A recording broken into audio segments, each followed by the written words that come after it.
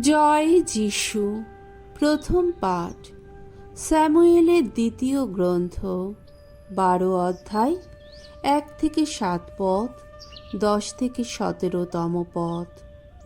প্রবক্তা নাথানের তিরস্কার, দাউদের অনুতাপ। পরস্ত্রীকে পাবার জন্যে দাউদ যে মহাপাপ করেছিলেন, ভগবান তাতে অপ্রসন্ন হলেন। তিনি দাউদের কাছে প্রবক্তা নাথানকে পাঠালেন। নাথান এসে দাউদকে বললেন, এক শহরে দুজন লোক থাকত। তাদের একজন ছিল ধনী আর একজন গরিব। ধনী লোকটি ছিল ছোট বড় গবাদি পশুর বিরাট বিরাট পাল, কিন্তু গরিব লোকটির কিছুই ছিল না, শুধু বাচ্চা একটি ভেড়ি ছাড়া, যেটিকে সে কিনেছিল আর নিজেই পুষছিল। ভেড়িটি তার ঘরে তার নিজের ছেলে মেয়েদের সঙ্গে থেকেই বেড়ে উঠছিল। সে ওই গরিব লোকটির খাবার থেকেই খেতে পেত, খেত তারই বাটির জল এবং তার কোলে শুয়েই ঘুমোতো। তার কাছে সে ছিল যেন মেয়েরই মতো। একদিন হলো কি, ওই ধনী লোকটির বাড়িতে এলো একজন পথিক। এই অতিথি যাত্রীর খাবার তৈরি করবার জন্যে ধনী লোকটি কিন্তু নিজের কোনো ভেড়া বা গরু নিতে চাইল না।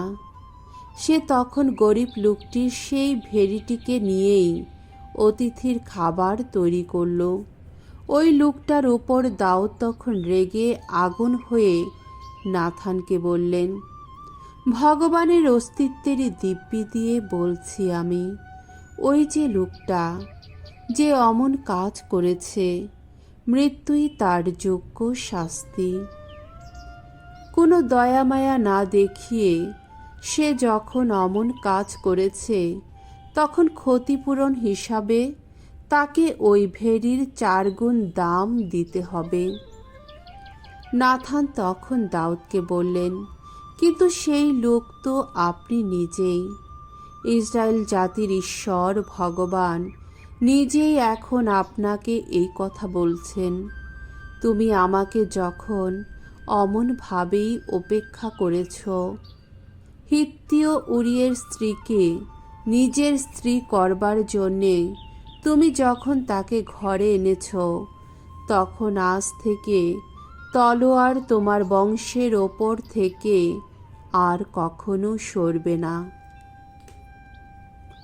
ভগবান এই কথাও বলছেন, শুনে রাখো, আমি কিন্তু তোমার বংশের কাউকে দিয়েই তোমার অমঙ্গল ঘটাবো। তোমার যত পত্নীকে ধরে নিয়ে গিয়ে আমি তোমার চোখের সামনে অন্য একজনের হাতে তাদের তুলে দেব। সে প্রকাশ্য দিবালোকেই তাদের নিজের শয্যা সঙ্গিনী করবে।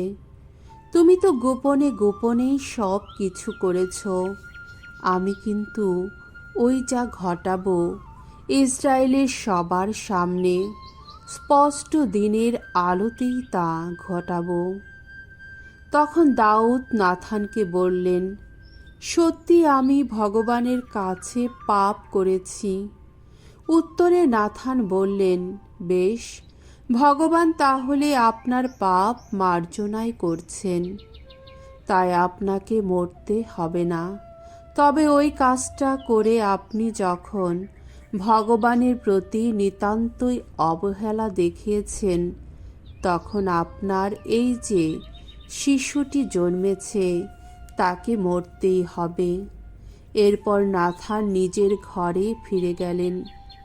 উরিয়ের স্ত্রীর গর্ভে দাউদের যে শিশুটি জন্মেছিল, ভগবান তখন তার এমনই দশা ঘটালেন, যার ফলে সে খুবই অসুস্থ হয়ে পড়ল। দাউদ ছেলেটির জন্যে ভগবানের কাছে মিনতি জানালেন। তিনি কঠোর উপবাস শুরু করলেন। ঘরে এসে তিনি মাটিতে শুয়ে রাত কাটাতে লাগলেন।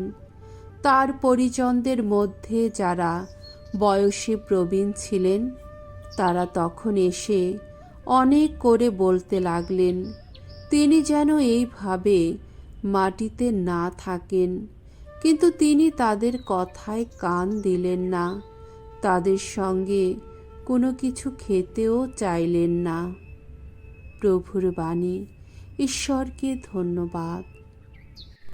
সাম সঙ্গীত 51, 10-15তম পদ। ধো, ওগো পরমেশ্বর, আমার মধ্যে রচনা করো নির্মল অন্তর।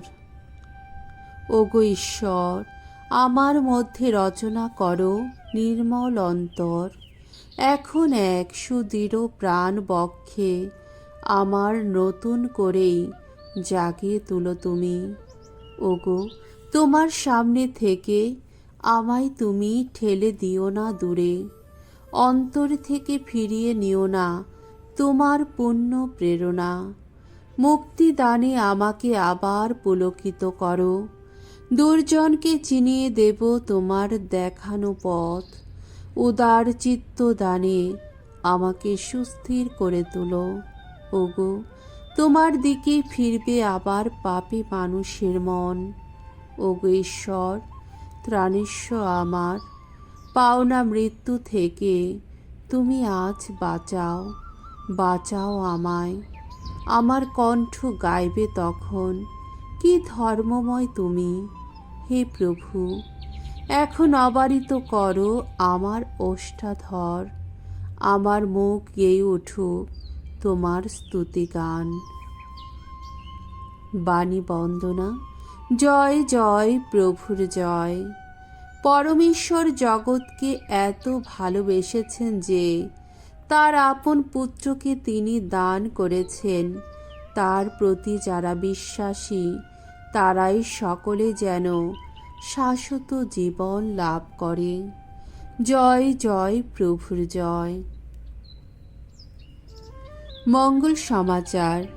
মার্করচিত মঙ্গল সমাচার 4 অধ্যায় 35-41তম পদ। যিশুর আশ্চর্য ক্ষমতা দেখে শিষ্যেরা বুঝতে পারলেন যে যিশু সাধারণ কেউ নন। একদিন যিশু অনেকক্ষণ ধরে লোকদের উপদেশ দিলেন।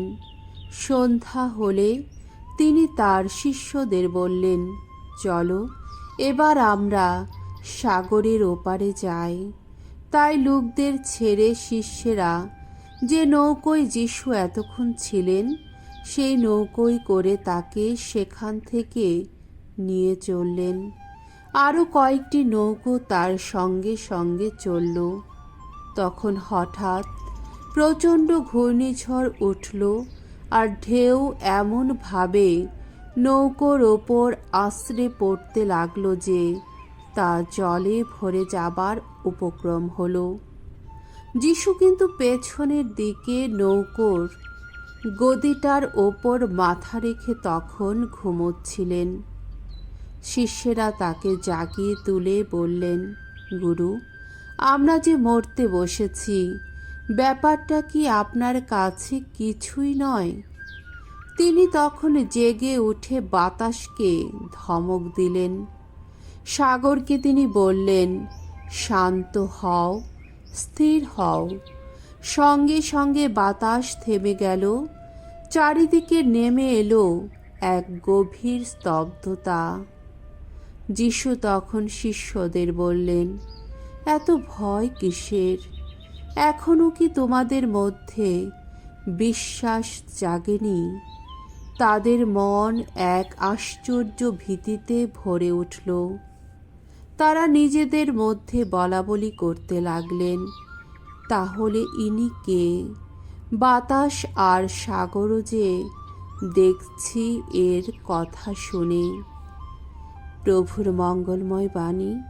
খ্রিস্ট প্রভু তোমার প্রশংসা হোক।